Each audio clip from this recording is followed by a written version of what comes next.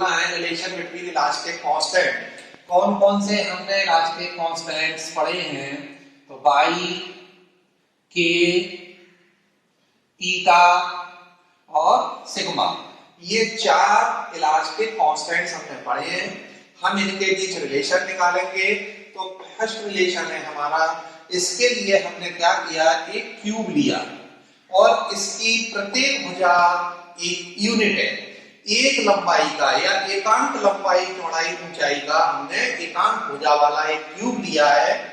अब हम क्या कर रहे हैं, इस पर हम इसे सभी दिशाओं में बाहर की ओर बराबर बल F लगा करके इसे खींच रहे हैं, एक्स अक्ष में बाहर की ओर, इसी तरीके से वाई अक्ष में बाहर की ओर F बल लगा दिया, इसी तरीके से जेड अक्ष में बाहर की ओर हमने इस पर F बल लगा दिया है।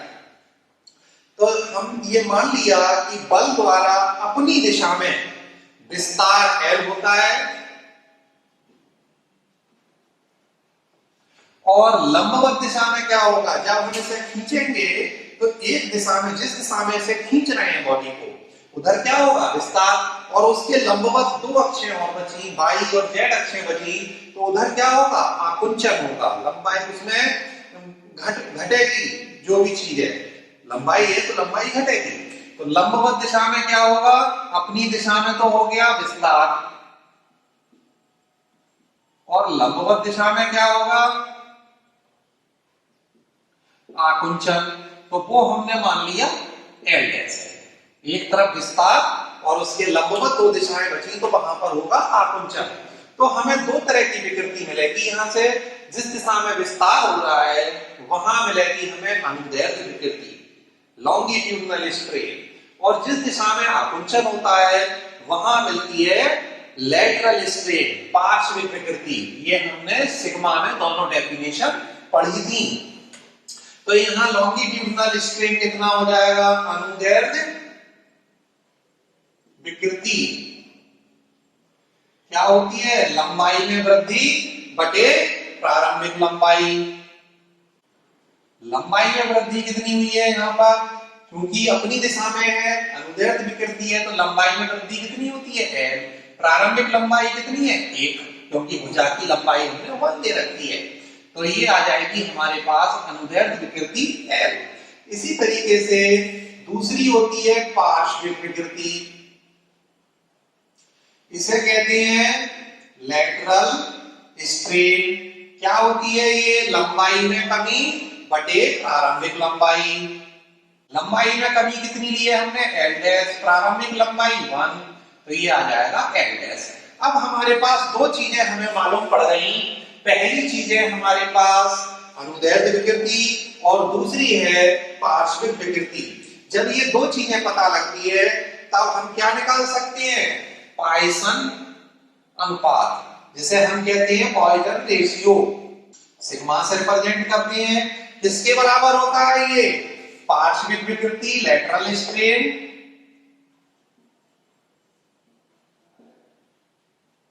अपॉन अनुदैर्ध्य विकृति, जिसे हम कहते हैं लॉन्गिट्यूडिनल स्ट्रेन। पार्श्विक विकृति कितनी आई है, L डैश, और ये अनुदैर्ध्य विकृति आई है L, तो L डैश अपॉन L आ जाएगा। यहां से L डैश की वैल्यू देखें, आकुंचन देखें, तो ये आएगा सिग्मा L। इसे इक्वेशन नंबर 1 डाल देंगे। अब हम देखेंगे यंग मॉडुलस, जिसे कहते हैं यंग प्रत्यास्थता गुणांक, यंग मॉडुलस ऑफ इलास्टिसिटी। किस चीज से रिप्रेजेंट करते हैं, बाई। कितना होता है, अनुदैर्ध्य प्रतिबल बटे अनुदैर्ध्य विकृति। इस डेरिवेशन को करने से पहले, इससे पहले वाली जो वीडियो बनाई थी उसमें जितने भी डेफिनेशन है वो सब याद होने चाहिए, तब ये वीडियो समझ में आएगा, ये डेरिवेशन तब हो पाएगा। तो पिछले वीडियो की सारी डेफिनेशन सभी लोगों को याद करनी है, सब लोग याद कर लो उसे। तो Young modulus of elasticity by अनदैर्घ्य प्रतिबल कितना होता है? आंतरिक प्रतिरोधी स्पर्शी आंतरिक प्रतिरोधी बल F बटे क्षेत्रफल। क्षेत्रफल कितना होगा? एक लंबाई एक चौड़ाई, तो क्षेत्रफल 1 आ गया। इसी तरीके से अनुदैर्घ्य विकृति हम पहले निकाल चुके हैं, L अपॉन 1 होती है, तो L लिख देंगे या L अपॉन 1 कर दो, तो कितना आया ये F अपॉन L, ये आ गया। तो यहां से L की वैल्यू कितनी हो गई? F upon y। इस L का मान समीकरण 1 में रखेंगे।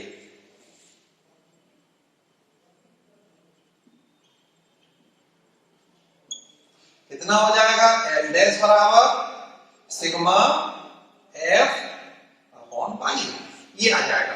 तो हमारे पास दो चीजें आई, बल जिस दिशा में लगाया जाता है उस दिशा में F अपॉन y का विस्तार होता है और उसके लंबवत दिशा में सिग्मा F अपॉन y का आकुंचन होता है। तो हम इसे लैंग्वेज में कैसे बोलेंगे?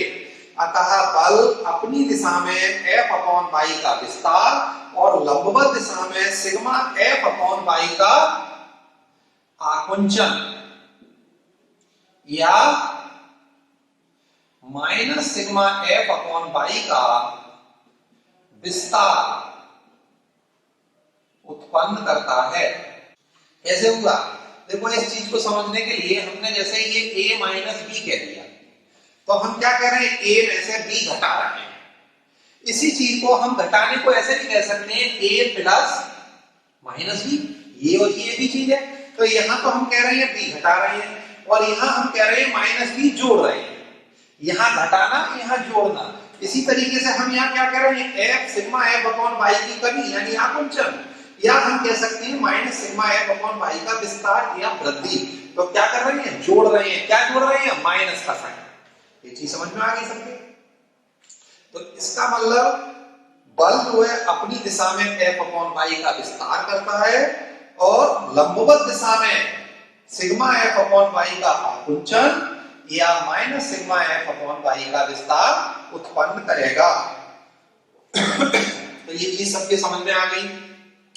अब विस्तार हो रहा है तो हम ये मान ले रहे हैं कि x अक्ष, y अक्ष और z एक्सिस के एलोंग जो विस्तार है वो है Ex, Ey और Ez। इन विस्तार को हम मान ले रहे हैं।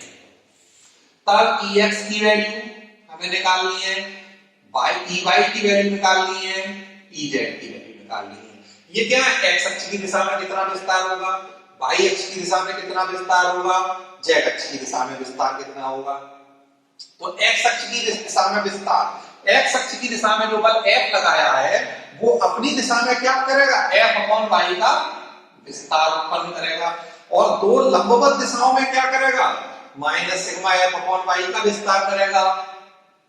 तो minus sigma F upon y minus sigma F upon y।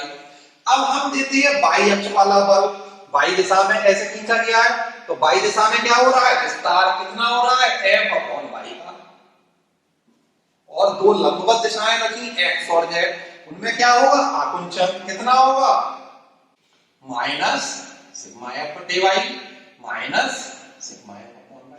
अब z अक्ष की बात करें तो z अक्ष में लगाया गया बल अपनी दिशा में क्या करेगा? F अपॉन y का विस्तार, तो यहाँ प्लस का कर देंगे y, और x और z में क्या करेगा? आकुंचन। इसे अगर हम आगे देखें, minus 2 sigma F upon y कितना बचा? F upon y 1 minus 2 sigma, इतना ही ये बचेगा। तो इसे हम डायरेक्ट लिखते हैं और कितना ही ये होगा? 1 माइनस 2 सिग्मा। इसका मतलब है x अक्ष, y अक्ष और z अक्ष तीनों दिशाओं में जो विस्तार आ रहा है वो बराबर आ रहा है। That is Ex, Ey, Ez कितना आता है? F upon y 1 minus 2 sigma. और इसे हमने मान लिया ये E के बराबर है, मान लिया इसे हमने से E के बराबर है। तो अब क्या होगा? पहले प्रत्येक भुजा की लंबाई कितनी थी? 1, हमने 1 मान ली थी। और अब भुजा की लंबाई, प्रत्येक भुजा कितनी होगी, ई और बढ़ जाएगा। तो प्रत्येक भुजा की लंबाई अब कितनी हो जाएगी, तो अब क्यू की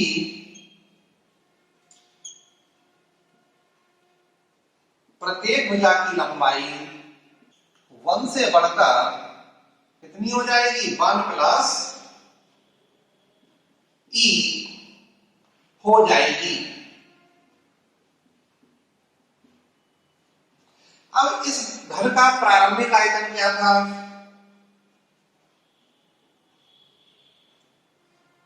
क्यू का प्रारंभिक आयतन पहले कितना था, लंबाई चौड़ाई ऊंचाई पूरी क्या थी, 1 1 1, तो कितना हो गया 1 यूनिट क्यूब। और अंतिम आयतन क्यू का अंतिम आयतन अब कितनी हो गई है भुजा, 1 प्लस ई। तो आयतन कितना होगा, 1 प्लस ई गुणा 1 प्लस ई गुणा 1 प्लस ई, तो ये हो जाएगा 1 प्लस ई की पावर 3। इतना वॉल्यूम इसका हो जाएगा। इसका मतलब आयतन में परिवर्तन क्या होगा, अंतिम आयतन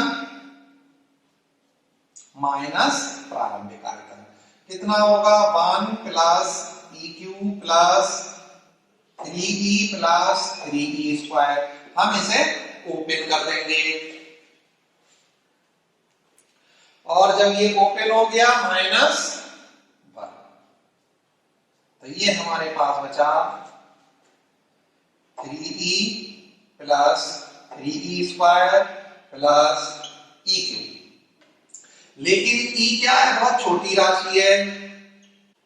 क्यों है, क्योंकि अगर हम कोई दृढ़ वस्तु लें, जैसे लोहे का ले लें और उस पर हम बाहर की ओर फोर्स लगाएं, तो कितनी वृद्धि होगी, बहुत कम। तो हम ई का वैल्यू बहुत कम हो जाएगी और इसका स्क्वायर करेंगे तो और छोटी राशि आएगी, ई क्यूब करेंगे और छोटी राशि आएगी। तो हम इन छोटी राशियों को छोड़ देंगे। अतः ई स्क्वायर व ई क्यूब वाली टर्म्स वाले पद नगण्य मानने पर अंतिम आयतन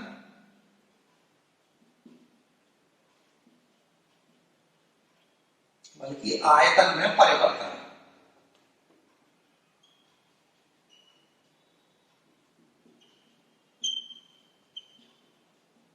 कितना बचा, केवल 3e। और e की वैल्यू लगा देंगे तो 3e की वैल्यू है f upon y 1 minus 2 sigma. तो ये आयतन में परिवर्तन आ गया।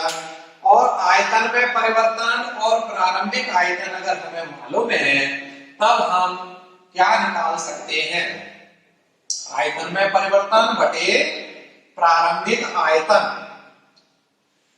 क्या चीज होती है, बल्क मॉडुलस। वॉल्यूम स्ट्रेन निकालें पहले, क्या कहते हैं इसे, आयतन विकृति। वॉल्यूम स्ट्रेन क्या होता है, आयतन में परिवर्तन बटे प्रारंभिक आयतन। आयतन में परिवर्तन कितना आया है, 3f upon y 1 minus 2 sigma. और प्रारंभिक आयतन क्या था ये, तो 3f upon y 1 minus 2 sigma. ये आ गई हमारे पास आयतन विकृति। और एक फार्मूला अब और लगाते हैं, उसमें क्या है, आयतन प्रतिबल बटे आयतन विकृति काय के बराबर होता है, बल्क मॉडुलस, जिसे हम कहते हैं आयतन प्रत्यास्थता गुणांक। इसलिए आयतन प्रत्यास्थता गुणांक इसे कहते हैं बल्क मॉडुलस। कैसे रिप्रेजेंट करते हैं, क्या होता है, आयतन प्रतिबल यानी कि वॉल्यूम स्ट्रेस बटे आयतन विकृति। आयतन प्रतिबल क्या होगा? ये होता है आंतरिक प्रतिरोधी बल बटे क्षेत्रफल, यानी F अपॉन क्षेत्रफल कितना था प्रारंभिक 1, और आयतन विकृति की वैल्यू हम ये निकाल चुके हैं, ये है 3F upon by 1 minus 2 sigma. F से F कैंसिल, तो K बराबर बचेगा बाई अपॉन 3 1 माइनस 2 सिग्मा, इसलिए बाई बराबर 3K 1 माइनस 2 सिग्मा।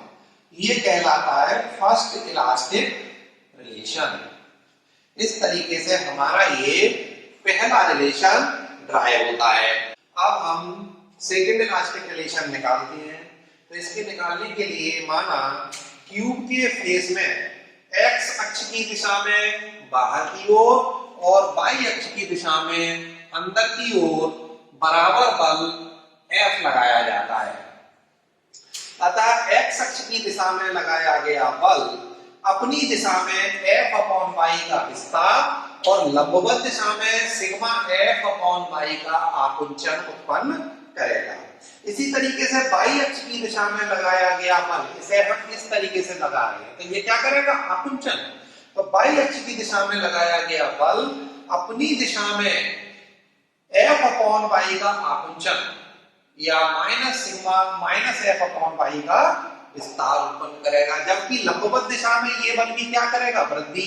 तो जबकि लंबवत दिशा में ये सिग्मा F अपॉन y का विस्तार उत्पन्न करेगा। ये पिछले वाले केस का बिल्कुल अपोजिट है। देखते हैं इसमें, देखो ये बल है F, x अक्ष की दिशा में लगा रहे हैं बाहर की ओर, तो x अक्ष की दिशा वाला बल जो होगा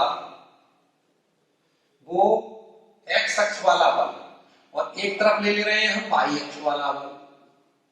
तो ये x एक्सिस में क्या करेगा? F अपॉन y की वृद्धि करेगा प्लस, और y अक्ष की दिशा में ये क्या करेगा? कमी करेगा। इसे खींच रहे हैं हम, तो ये तो बढ़ रहा है, तो इसका मतलब लंबवत दिशा में क्या होगा? वृद्धि होगी।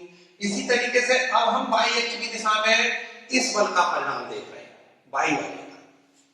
तो y वाला बल अपनी दिशा में क्या करेगा? हमेशा F अपॉन y होता है, लेकिन ये चूंकि प्रेस कर रहा है, एक दबा रहे हैं, तो कमी हो रही है। इसका मतलब ये अपनी दिशा में क्या करेगा? माइनस F अपॉन y का आकुंचन। और x अक्ष वाला जो बल था ये क्या कर रहा है? x अक्ष की दिशा में वृद्धि कर रहा है। तो वृद्धि कितनी हो रही है? वो होगी हमारे, तो ये प्लस आएगा और यहां पर आ जाएगा minus sigma F upon y। देखो x अक्ष वाला बल वृद्धि और y अक्ष की दिशा में क्या कर रहा है? ये कमी। कितनी? Minus sigma F upon y की।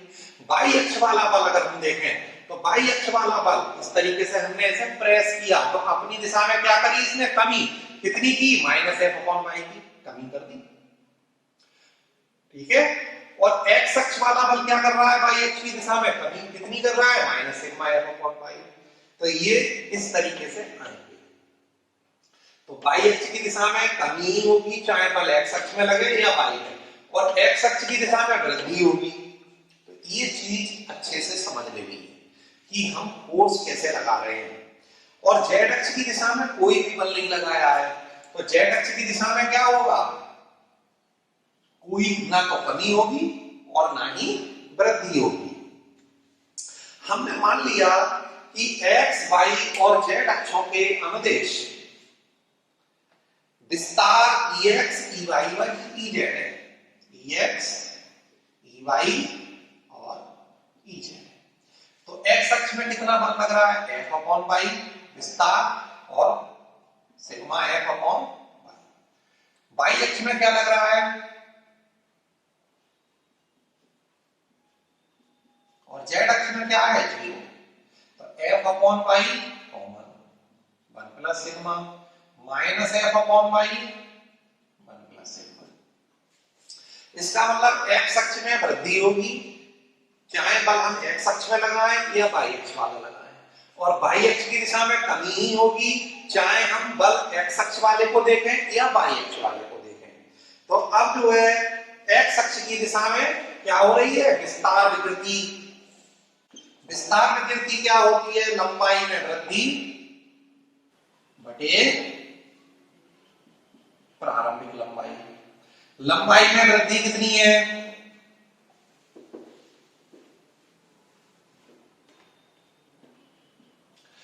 वृद्धि होती है हमेशा f/y। कितनी हो रही है? ये है। और प्रारंभिक लंबाई क्या थी? तो ये कितना आ गया? f/y 1 plus sigma. इसी तरीके से अब हम y अक्ष की दिशा में देखेंगे। तो ये हमारे पास x अक्ष की दिशा में विस्तार प्रवृत्ति आ गई। इसी तरीके से y अक्ष की दिशा में आकुंचन विकृति क्या होगी? लंबाई में कमी अपॉन प्रारंभिक लंबाई। लंबाई में कमी कितनी हो रही है हमारे पास? तो कमी का साइन क्या है? माइनस। अब हमने यह कमी लिख दी तो हम ये माइनस नहीं लगाएंगे, हम यहाँ पर f/y 1 प्लस सिग्मा और प्रारंभिक लंबाई 1, तो ये आ जाएगी f/y 1 प्लस सिग्मा। अगर हम यहाँ कमी ना लिखते, केवल ये लिखते लंबाई में परिवर्तन, तब हम माइनस लगाते। माइनस क्या होता था? कमी हो रही है। यहाँ वृद्धि है तो वृद्धि के लिए प्लस साइन लगाते हैं, तो यहाँ प्लस का अपने आप हो गया। कमी है तो हमने क्या किया? माइनस आता, लेकिन माइनस नहीं है तो हमने क्या किया? यहाँ कमी की, माइनस हटा दिया, f/y 1 प्लस सिग्मा। परंतु एक थ्योरम है, उस थ्योरम के अनुसार है कि परस्पर लंबवत दिशाओं में विस्तार विकृति और आकुंचन विकृति का योग अपरूपण विकृति के बराबर होता है। दैट इज अपरूपण विकृति क्या होती है? जब लंबवत दिशाओं में लग रही हो तो ये विस्तार विकृति और आकुंचन विकृति के योग के बराबर होती है। तो विस्तार विकृति आई है f/y 1 plus sigma, f/y 1 plus sigma, तो ये हो जाएगा 2f/y 1 प्लस सिग्मा। तो इससे हमारा अपरूपण विकृति आ गई। और अपरूपण प्रतिबल बटे अपरूपण विकृति क्या कहलाता है? दृढ़ता गुणांक। तो इससे हम क्या निकाल सकते हैं? दृढ़ता गुणांक। किससे रिप्रेजेंट करती है? थीटा। इसे कहते हैं मॉडुलस ऑफ रिजिडिटी। दृढ़ता गुणांक क्या होता है? अपरूपण प्रतिबल बटे अपरूपण विकृति। ये अपरूपण विकृति कहेंगे इसे। तो कितनी आया है? अपरूपण प्रतिबल क्या होता है? आंतरिक प्रतिरोधी स्पर्शीय बल बटे क्षेत्रफल। क्षेत्रफल कितना है? 1 और बल कितना है? F। अपरूपण विकृति क्या है? 2f/y 1 plus sigma. तो f से f कैंसिल, ये बचा हमारे पास y/2 1 प्लस सिग्मा। इसलिए y equal to 2η 1 plus sigma. तो ये हमारे पास सेकेंड इलास्टिक रिलेशन ड्राइव हो जाता है। अब हम थर्ड रिलेशन ड्राइव करेंगे। तो हमने 2 रिलेशन पीछे निकाले हैं, हम उन दोनों रिलेशन की हेल्प से तीसरा रिलेशन निकालते हैं। तो हमने फर्स्ट रिलेशन क्या निकाला है? From first elastic relation. First relation हमने निकाला है y equal to 3k 1 minus 2 sigma, या हम इसे लिख सकते हैं y/3k equal to 1 minus 2 sigma, या किसी को हम सिग्मा इक्वल टू इसे इधर ले आए, यहां ले गए y/3k। तो यहां से सिग्मा की वैल्यू आएगी 1/2 1 माइनस y/3k। इसे हमने इक्वेशन नंबर 1 डाल दिया। and from second elastic relation. Second elastic relation था y equal to 2 eta 1 plus sigma, और इसे हम लिख सकते हैं y upon 2 eta equal to 1 plus sigma. तो यहां से सिग्मा की वैल्यू हो जाएगी sigma equal to y upon 2 eta minus 1। तो दोनों रिलेशन में सिग्मा निकाला हुआ है, दोनों बराबर होंगे। इसका मतलब है 1 upon 2 1 minus y upon 3k equal to कितना होगा y अपॉन 2 ईटा माइनस 1। ये इसके बराबर रख दिया। ये 2 है तो हमने क्रॉस मल्टीप्लाई में किधर ले आए हैं, तो ये हमारे पास हो जाएगा 1 minus y upon 3k equal to 2 यहां आए 2 अपॉन 2 कैंसिल, तो ये बचेगा y अपॉन ईटा माइनस 2। कितना बचा, तो हमने पाई अपॉन 3 के एक साइड में और डिजिट्स एक साइड में, तो ये हम इसे ऐसे लिख सकते हैं y अपॉन 3 के प्लस y अपॉन ईटा, और ये हमने एक साइड में किया तो कितना हो गया 3। y हम अगर कॉमन ले लें,